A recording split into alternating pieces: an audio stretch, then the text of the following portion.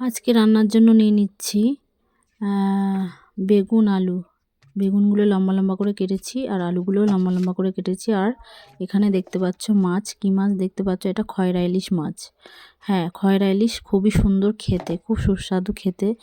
অনেকে খাও না, একটু কাটা বেশি আছে এই মাছটাতে, কিন্তু খেতে খুবই সুন্দর। হলুদ নুন সুন্দর করে মাখিয়ে নিলাম, ভালো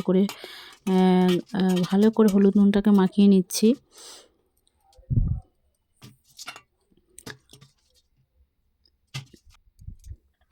তারপরে কড়া চাপিয়ে দিয়েছি, কড়া গরম হয়ে গেছে, তেল দিয়ে দিলাম। একটু বেশি করেই তেল দিলাম একেবারে, পরে আর তেল দেব না। মাছটা ভেজে নেব ভালো করে।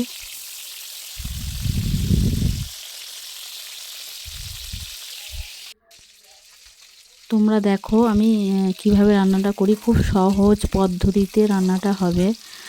তোমরা কিন্তু এই রান্নাটা খুব সহজভাবেই করতে পারবে, আর খেতেও খুব ভালো সুন্দর হয়। গরম গরম ভাতে খুব ভালো লাগে খেতে। তোমরা যদি না দেখো রান্নাটা পুরো শেষ পর্যন্ত, খুব মিস করবে। খুবই সহজ রান্নাটা, দেখতে থাকো। মাছ ভাজা হয়ে গেল, দেখো তেল আছে, সেই তেলে দিয়ে দিলাম কালো জিরে।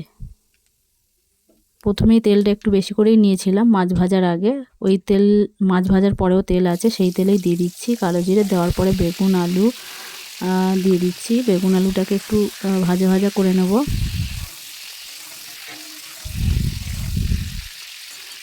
কোনো মশলা কিন্তু আমি এতে দেব না, সিম্পল রান্না।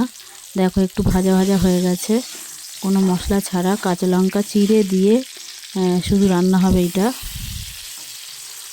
ভাজা ভাজা হয়ে গেছে, একটু নুন হলুদ দিয়ে দেব।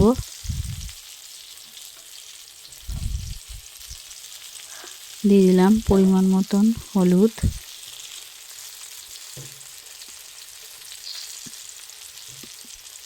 পরিমাণ মতন নুন দিয়ে ভালো করে নেড়ে চেড়ে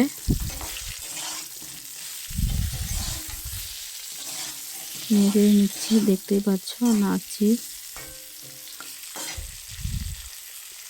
এবার দিয়ে দেবো হচ্ছে ঝোল। নিজের আন্দাজ বুঝে ঝোলটা দেবে, যে যেমনভাবে ঝোল খাও। আমি আমার মতন করে দিয়ে দিলাম একটু ঝোল। দেখো ঝোল দেওয়ার পরে ভালো করে সুন্দর করে নেড়ে চেড়ে নিচ্ছি। তারপরে দিয়ে দেবো হচ্ছে টমেটো, দিয়ে দেবো একটা টমেটো দিয়ে দিচ্ছি, আর কাঁচা লঙ্কা চেরা ছিল সেটা দিয়ে দিলাম। দিয়ে এবার দিয়ে দেবো ঢাকা দিয়ে দেবো।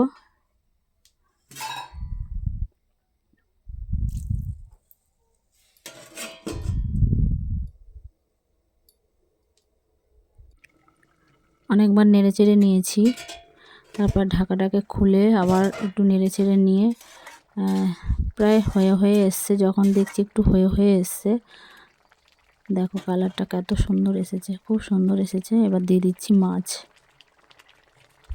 কোনো মশলা কিন্তু দিইনি, দেখতেই পেলে লঙ্কা চিড়ে শুধু রান্নাটা করছি, সাধারণ রান্না, খুবই সুন্দর।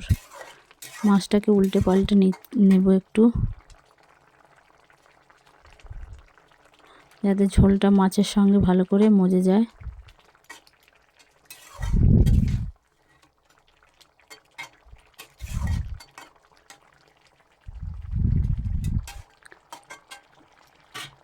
সবশেষে হয়েই গেছে, সবশেষে দেব ধনেপাতা,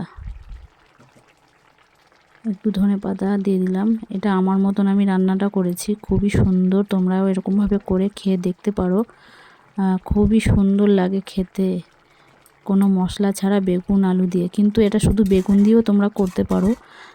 আমি একটু আলু খেতে ভালোবাসি বলে ওই জন্য আলু দিয়েছি এর মধ্যে। আলু না দিলেও হবে, শুধু বেগুন দিয়ে করবে, তাতেও খেতে ভালো হবে, এরকম লঙ্কা চিড়ে কোনো মশলা ছাড়া। তোমরা করে খেয়ে দেখতে পারো, খুবই সুন্দর হয়। দেখো দেখাচ্ছি, বেগুনটাকে কিন্তু পুরো ঘেটে যায়নি, গোটা গোটা আছে, সেটাই তোমাদেরকে দেখালাম। পুরো গলে ওর সঙ্গে লেগে যায়নি, কিন্তু গোটা গোটা আছে। তো কেমন হয়েছে রান্নাটা অবশ্যই কমেন্ট করে জানাবে। কীরকম হয়েছে একটু অবশ্যই জানাবে কমেন্ট করে, আর করে খেয়ে দেখবে কেমন হবে, খেয়ে দিয়ে বলবে আমাকে কমেন্ট করে, অবশ্যই জানাবে কিন্তু।